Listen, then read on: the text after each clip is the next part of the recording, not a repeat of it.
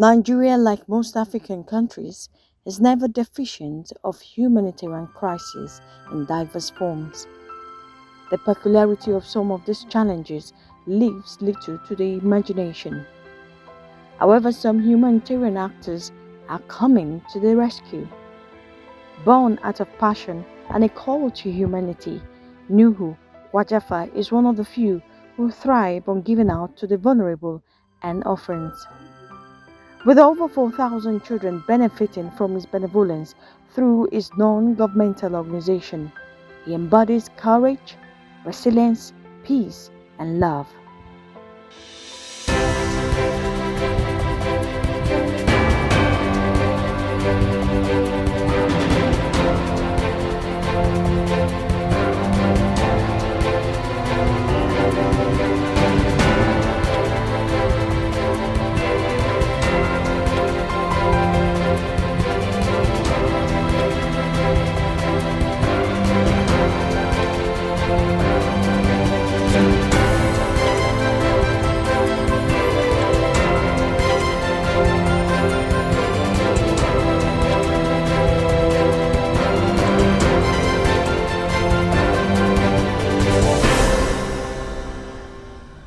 Life-saving assistance in Nigeria is one venture very few people engage in, but thankfully some organizations and personalities believe that this can be taken to a greater height.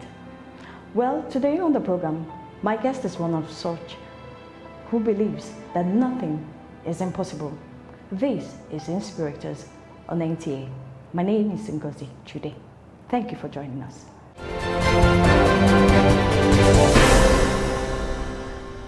He is driven with purpose and stands tall just like his vision, to promote a society where children survive, grow, and develop under the care of healthy and fulfilled mothers.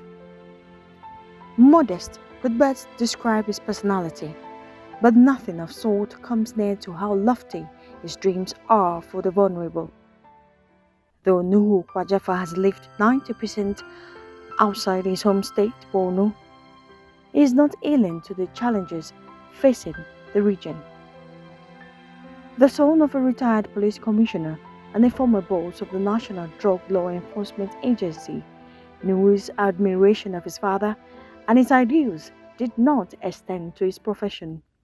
You were supposed to follow in your dad's footsteps, at least from what you've told me as a police officer. What happened?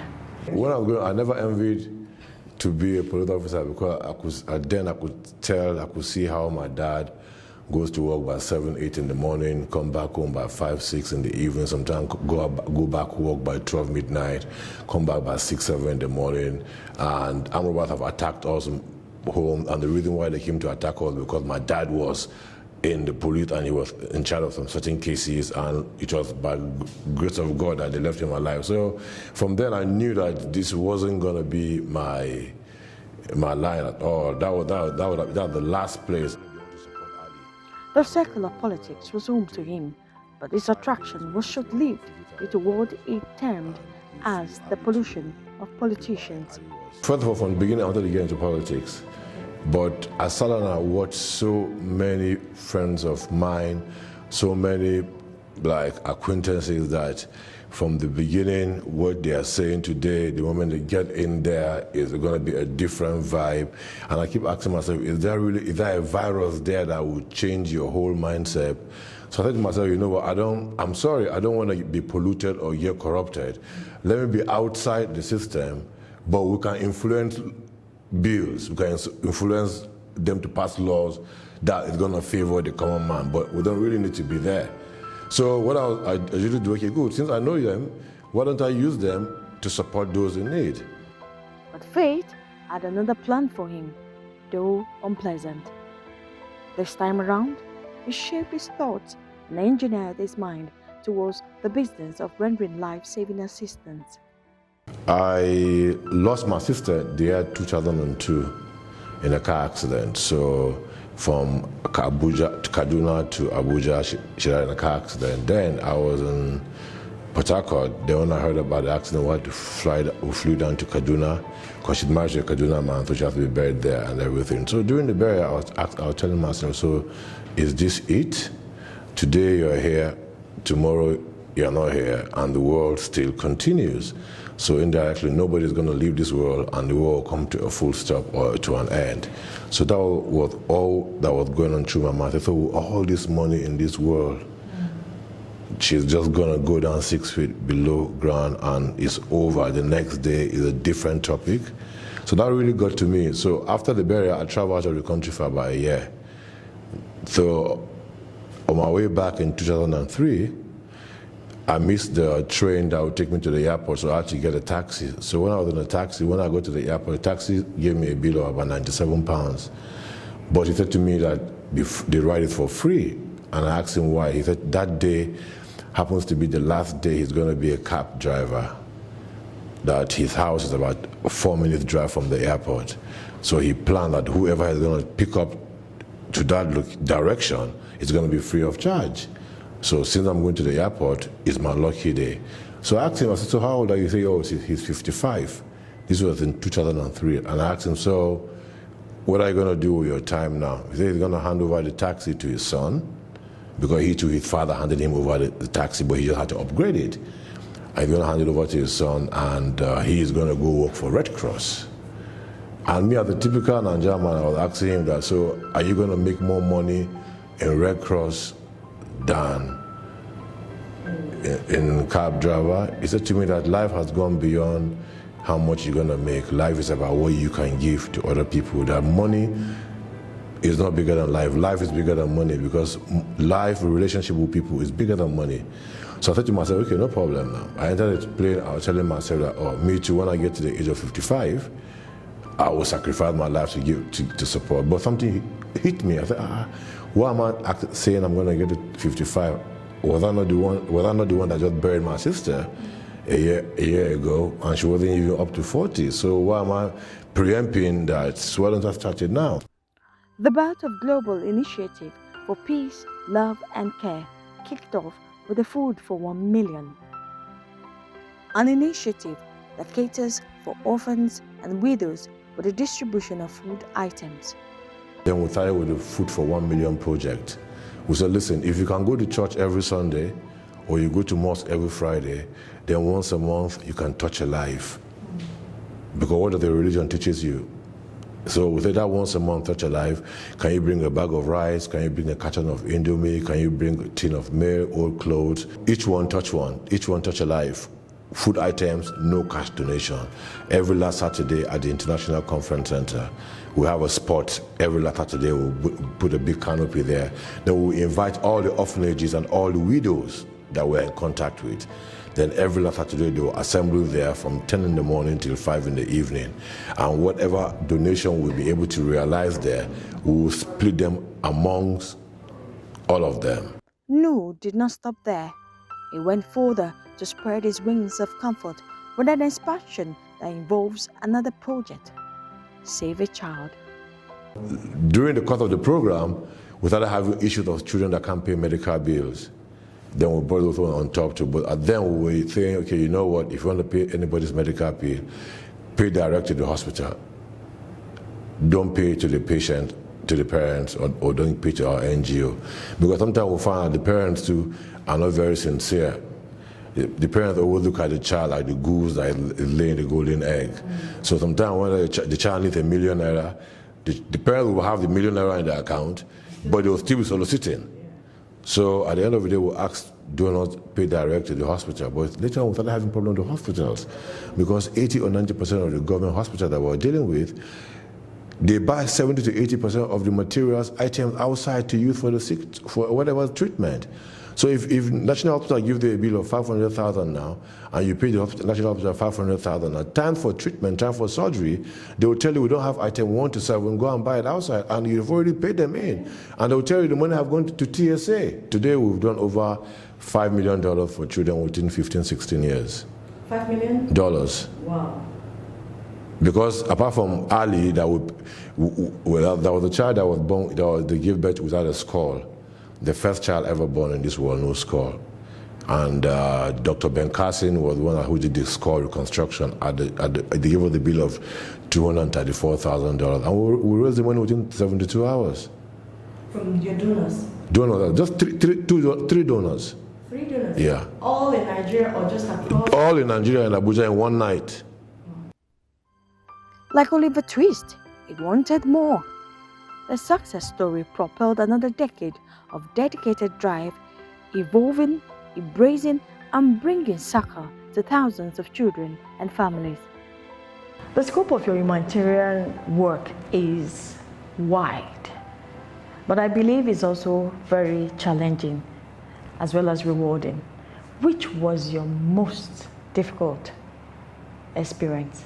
And tell us about it. The night of the invasion of Chibok by Boko Haram to kidnap those girls, Ali's father's house happens to be maybe about 100 meters away from the school. So when Boko Haram came burning all the houses around the school, they touched Ali's house. So Ali and the mother, because the father had traveled out of town, the mother had maybe about 7 to 8 kids, so Ali and the mother all came out running. So Ali was just about barely 3 years old, so Ali was still behind, so Ali fell down. So one of the Boko Haram guys rode over Ali's back with a motorcycle. And the mother just took Ali and kept Ali under the tree, and they were there for about maybe 72 hours before they went back to the village. And when they went back, I mean, Boko Haram have already left Chibok with all the girls. So all the villagers that ran away started coming back to their own houses. Ali couldn't walk. So the mother just kept Ali in the room lying down on his stomach for 3.5 years. All they were doing for Ali was going to... Do they have any access to healthcare? Nowhere. No money? They can't even afford it. So they will go to the neighboring village.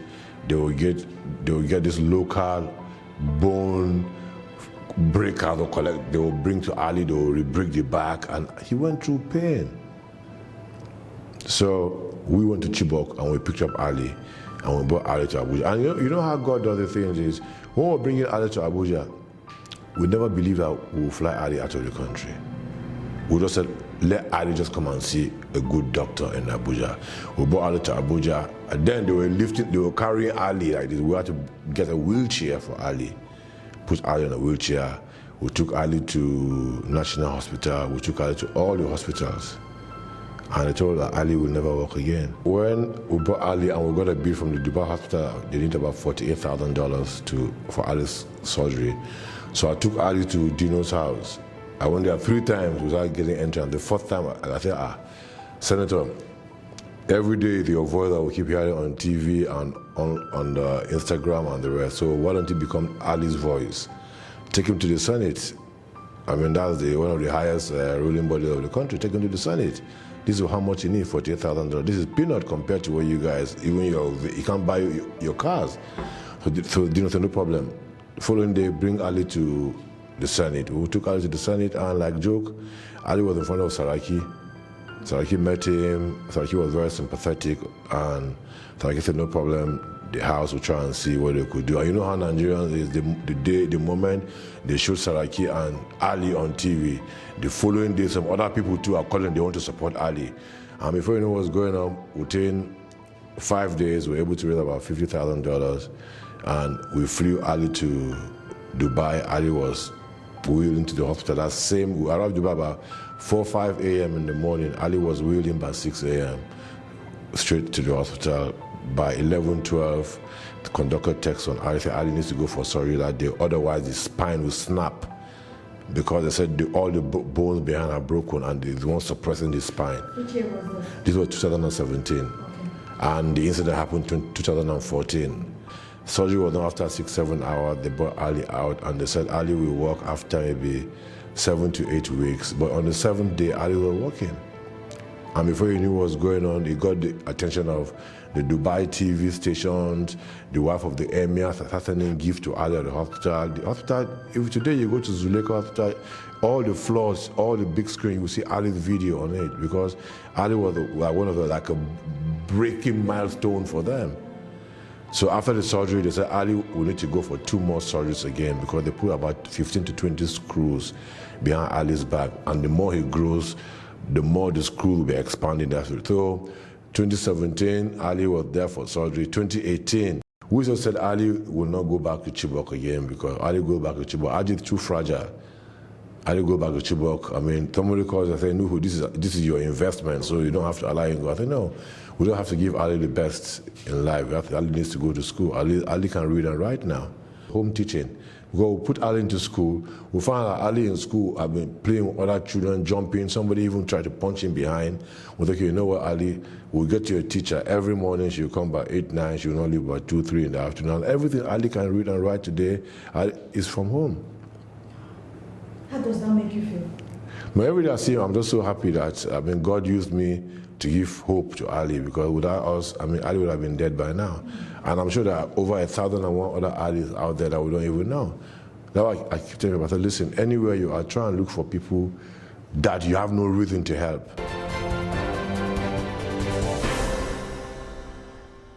His experience with Ali spoiled fatherly instinct, and the natural course of nature took charge.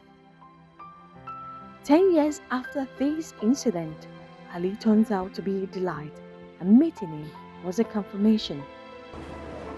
So that's Ali. Yeah. Wow. Ali, how are you? It's grown actually. Yeah, she returned this year.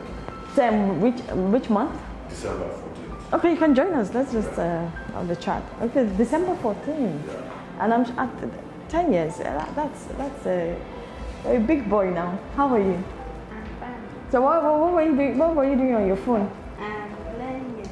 You're playing game. Yes. What have you learned so far? I learned ABCs and 1, 2, 3 Can you read? and math. Okay. Can you read? Yes, I can read. Oh yeah. Let me show you something so that you can read from me. All right. Just start here. Peaceful and credible extensions and extents for the increase to All right. Good to see you. I can see you have a smile on your face. You're happy, right? Yes. Okay. Do you see your mom? Do you see other people? Yes. Okay. All right. That's good. Job well done. Thank you. I'm happy. Job well done. It's gratifying actually, and it's encouraging that we have such people like you. Another beneficiary of Nuhu's large art is Nafida, and this took us out of town to one of the suburbs in the Federal Capital Territory. The journey was a bit long, but definitely inspiring. Hello. Good afternoon. My name is Ngozi. Yes, and you are? I'm Rita, Mofida's mom. Oh, Mofida, how are you? Ah, lovely smile, fine babe. Oh, thank you so much. How are you today? Fine. You have a lovely smile. How is everything? Are you okay? How is she doing? She's fine. Oh, okay. What was the experience? Can you tell us the story? When she was 3, she picked this toothpick, a cotton bud that is very hard. I didn't know. You know, she was playing with it, she put it and then she laid down on it. Oh, So it shook her ear. Blood was coming out, we rushed her to the hospital, we removed it, they checked. They said it's not that bad, it's okay. Maybe she just had a scratch. They now treated it for like a month, it's okay. After some month again, pus started coming out. We had to go to Abacha Barracks MRS. So it was there, they now said there is an infection in the ear because of that one. So they will treat it. We are going on every day for cleaning every morning. Later on, the other one, pus started coming out again. We went to Kaduna. That was when I rushed her to ENT in Kaduna. And then when the doctor saw her, he said she has a perforation in the ear because it pairs the two. That's why this thing is coming. And she was lucky because we rushed her. They had to do a CT scan in Kaduna. So when they did the CT scan, that was when she started having problem with the eye. That the infection has touched the part of her brain. That's why it's affecting the eye now. From the eye, she got a paralysis again. One side, she can't move, she can't do anything. How old was she then? She was 4. Now she's 6. Wow. Yes, so it started around when she was 4. We went to National Hospital. They treated, in Kaduna, they treated the ear, fine. Nothing, but the eyes stopped seeing. So we had to rush back here, went to National Hospital. That was when they diagnosed that she had a spinal meningitis. We stayed for a month. They removed fluid from her back. The leg was turning actually. So from National Hospital, we now went to Cedar Crest when she had a surgery on her legs, both legs. That's why now it's free. So she can be able to, she's picking up gradually with the walker. She walked by herself. Okay. Yeah, and then she had a surgery again in the eye in Lagos at Eye Foundation. After the incident of the ear infection, the eye now, she was having cataract. Wow, at her age? Yes, and they remove it. So we had to go to Lagos for the operation for the cataract. They remove it. If not, then you see the black is white, but now it's normal.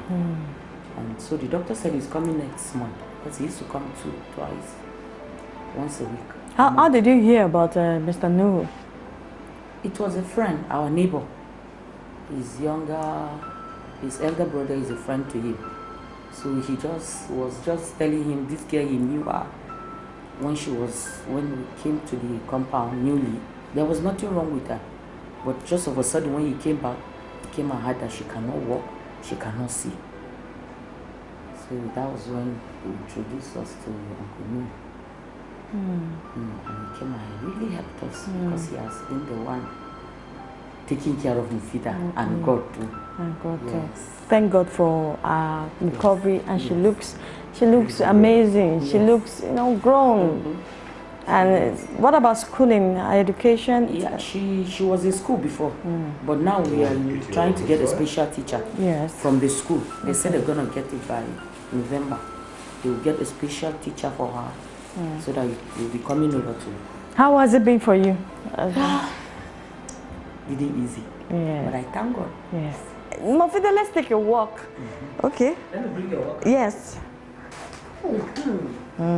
She does it outside by herself. Yes, and then we put this A4 on her legs. This one. Not this way, Mafia. This way.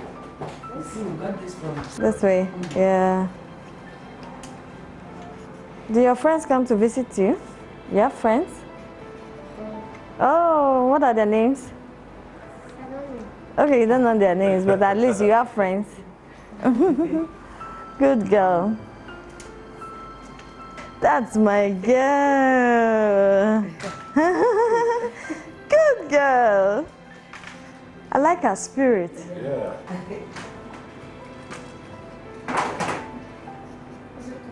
It's okay, yes, yes. With that, you have other kids? No, she's the only person. She's the only child. Oh. 6-year-old Mufida's spirit is unquenchable, a thirst for survival, palpable.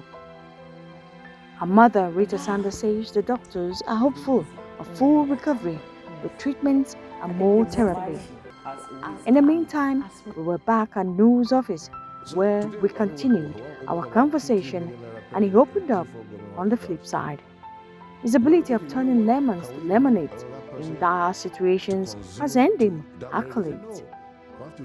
At 50, Nuhu's only companion is his desire to see uncertainty turn to hope, and perhaps that speaks to the intervention of the divine being in critical situations. My motivation is the success story. The more we move, the more we help people, it motivates me a lot. That's what you intend to do the rest of your life? Yeah, because I'm 50. Wow, you're 50? Yeah, I'm 50, and I believe that no matter what, I've lived half my life. So why don't I channel the remaining one to give hope to other people? Like I tell people, listen, money is relative. I think people with millions, but it can't save them. But your relationship with people, that what really matters.